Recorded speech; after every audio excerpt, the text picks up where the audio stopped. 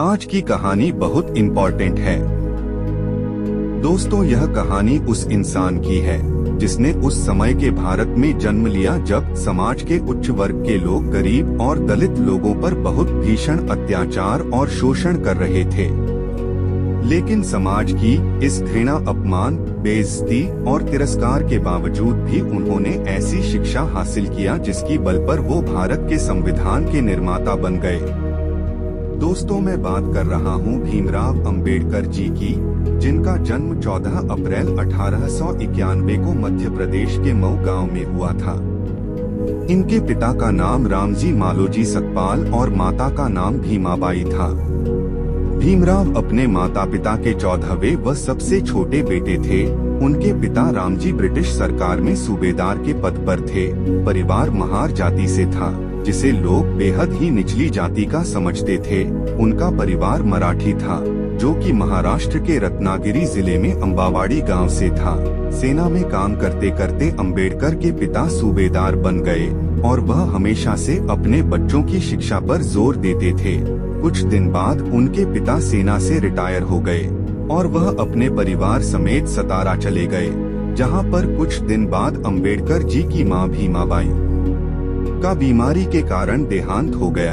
अब अंबेडकर सहित उनके 14 भाइयों बहनों का लालन पालन उनकी चाची ने बहुत ही विषम परिस्थितियों का सामना करते हुए किया।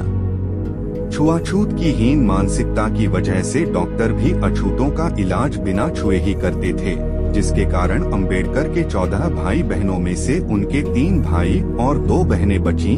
बाकी सभी 6 भाई बहन शोषण के कारण मारे गए। आसपास के सभी हिंदू बच्चे स्कूल जाते थे पढ़ने के लिए।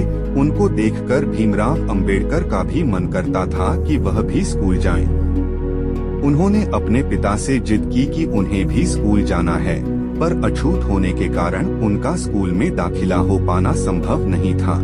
मजबूर होकर उनके पिता एक ब्रिटिश सैनिक अधिकारी के पास गए और हाथ जोड़कर विनती की कि उन्होंने अपना समस्त जीवन ब्रिटिश सरकार की सेवा में लगा दिया है, जिसके बदले उनके बच्चों को स्कूल में एडमिशन न मिल पाना बहुत ही बड़ा अन्याय होगा। इसके बाद उस अधिकारी ने उनके बच्चों को स्कूल में दाखिला दिलवा दिया। लेकिन यहाँ अंबेडकर जी को छुआछूत के ऐसे अनुभव हुए कि वह जीवन भर भुला नहीं सकते थे। अंबेडकर जी स्कूल तो जाते थे, पर दलित बच्चों को स्कूल के बाहर बैठाया जाता था और टीचर्स उन पर कोई ध्यान नहीं देते। यहाँ तक कि अंबेडकर जी को कोई छूता तक नहीं था।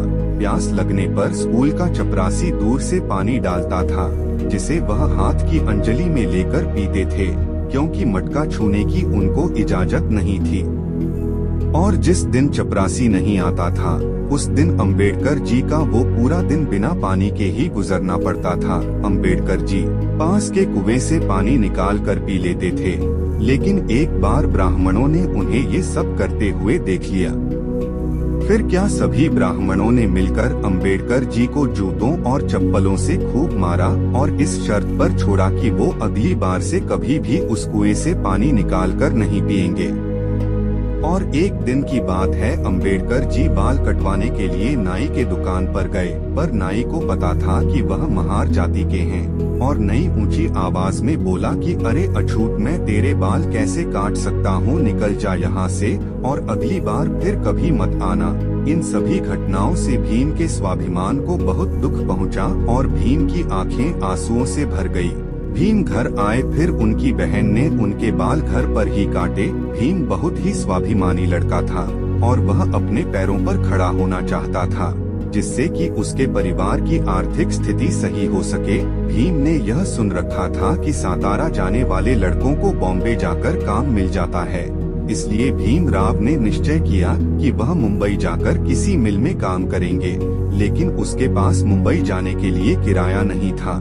भीम ने प्लान बनाया कि वह अपनी चाची के पर्स से पैसे चुरा करके बॉम्बे चला जाएगा। भीम ने लगातार 3 बार पर्स चुराने की कोशिश की, लेकिन वह हर बार नाकाम रहा। फिर जाके चौथी रात को वह बटुआ चुरा पाया, लेकिन बटुआ चुराने के बाद भी उनको निराशा का ही सामना करना पड़ा, क्योंकि बटुए में पैसे कम थे जिनसे वह बॉम्बे नहीं पहुंच पाता। 4 रातों के इस मेहनत की असफलता ने उन्हें यह सोचने पर मजबूर कर दिया कि अगर वह इसी तरह की मेहनत पढ़ाई में लगाकर करें तो शायद वो कुछ अच्छा कर पाते। तब उन्होंने नई योजना बनाई जिसने उनके पूरे जीवन को बदल कर रख दिया। उन्होंने सोचा कि वह पढ़ लिख कर अपने परिवार के लिए रोजगार को प्राप्त करेंगे और अपने अंदर की सभी बुरी आदतों को छोड़ देंगे। भाग्य ने भी उनका साथ दिया। उनकी सुविधा और पिता रिटायर होने के बाद नौकरी के तलाश में बॉम्बे जाकर बस गए और यही के मराठा स्कूल में उन्होंने भीम का दाखिला करा दिया। भीम अपने पिता के देखरेख में अध्ययन करने लगे। वह अपनी क्लासेस के अलावा और कई ग्रंथ और किताबें पढ़ा करते थे, जिससे उनका किताबों के प्रति बहुत ज्यादा लगाव हो गया और उन्हें किताबें पढ़ने का शौक लग गया, जो कि उनके पिता के लिए महंगा पड़ रहा था। पर पिता तो पिता होता है ना। उन्होंने देखा कि उनका बेटा पढ़ लिख कर बड़ा आदमी बन सकता है, तो उन्होंने बेटे के लिए कर्ज ले लिया और अपने भीम का एडमिशन मुंबई के एल्फिंस्टन हाई स्कूल नाम के स्कूल में करा दिया। लेकिन यहाँ पर भी छुआछूत से उनको छुटकारा नहीं मिल सका। एक बार मैथ के टीचर ने भीम से एक सवाल हल करने को कहा। जैसे ही भीम सवाल हल करने के लिए आगे बढ़े, कुछ बड़ी जाति के बच्चे चिल्ला उठे और बोले कि सर भीम अछूत है, इसको रोकिए। दरअसल बोर्ड के पास रखे लंच बॉक्स पर भीम की परछाई पड़ने से वह अपवित्र हो सकते थे। इस डर से सभी बच्चों ने अपने लंच बॉक्स फौरन वहां से उठा लिए। यह बात भी भीम को लग गई। हालांकि उसने वह सवाल हल कर दिया जो कि कोई नहीं कर पाया था, जिसे देखकर सभी स्टूडेंट्स और टीचर भौचक्के के रह गए। हाई स्कूल पास करने के बाद 16 वर्ष की आयु में उनका विवाह रमाबाई के साथ कर दिया गया, जिनकी उम्र 9 वर्ष थी। कॉलेज की पढ़ाई के लिए उन्होंने एल्फिंस्टन कॉलेज में अपना एडमिशन करवा लिया।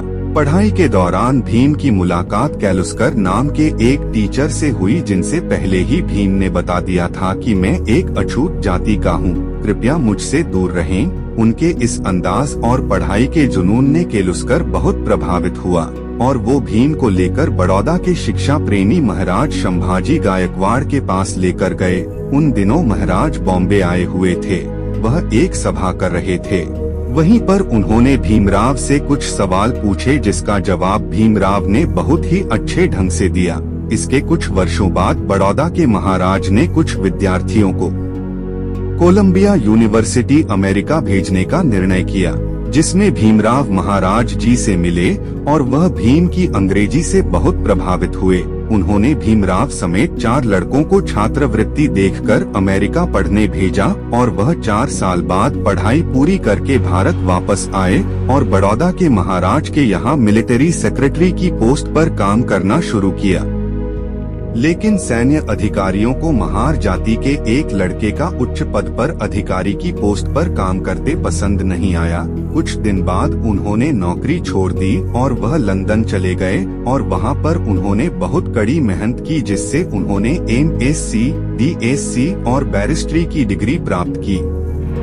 1923 में वह भारत वापस आ गए और यहाँ आकर उन्होंने वकालत करने लगे और वकालत करते हुए उन्होंने देखा कि यहाँ पर गरीबों और दलितों पर बहुत शोषण किया जा रहा है। तब से उन्होंने अपना सारा जीवन अस्पृश्यता यानी छुआछूत को खत्म करने के लिए समर्पित कर दिया।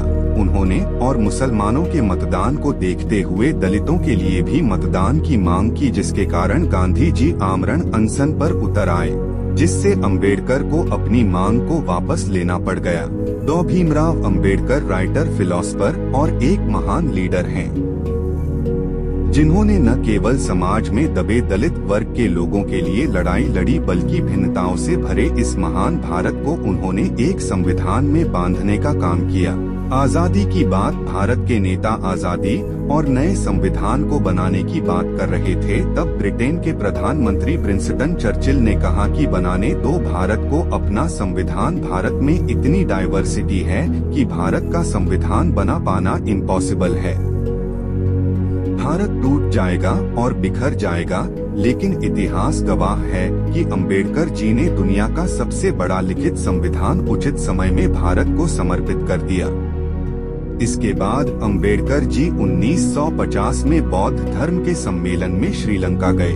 और भारत लौटने के बाद उन्होंने नागपुर में 14 अक्टूबर 1956 को अपने अनुयायियों के साथ बौद्ध धर्म की दीक्षा ली, यानी कि बौद्ध धर्म अपना लिया। इसके कुछ दिनों बाद 6 दिसंबर सन 1956 को अंबेडकर जी ने अपनी आखिरी सांस चली और इस संसार को अलविदा कह दिया। उनका अंतिम संस्कार बौद्ध धर्म के अनुसार किया गया। अंबेडकर जी की मौत के पश्चात कई वर्षों तक कांग्रेस सरकार रही और उन्होंने अपने आप को ही भारत रत्न घोषित कर दिया, लेकिन कुछ दिनों बाद बीपी सिंह की सरकार ने 1991 में भीमराव अंबेडकर जी को भारत रत्न पुरस्कार से सम्मानित किया। बाबा साहेब अंबेडकर जी का कहना है कि जीवन लंबा होने के बजाय महान होना चाहिए। मैं ऐसे धर्म को मानता हूं जो स्वतंत्रता, समानता और भाईचारा सिखाएं। दोस्तों, यह वीडियो अंबेडकर जी को समाज और उनके कार्यों के लिए समर्पित है। कुछ समय में उनके पूरे जीवन को बता पाना पॉसिबल तो नहीं है, लेकिन फिर भी हमने इस वीडियो में उनके जीवन को बताने की कोशिश की है। दोस्तों, यदि यह वीडियो आप लोगों को पसंद आई हो तो चैनल को लाइक और सब्सक्राइब कर लीजिए, जिससे कि आपको उनके जीवन की और कई रोचक कहानी के बारे में पता चल सके। दोस्तों, वीडियो को पूरा देखने के लिए आपका धन्यवाद।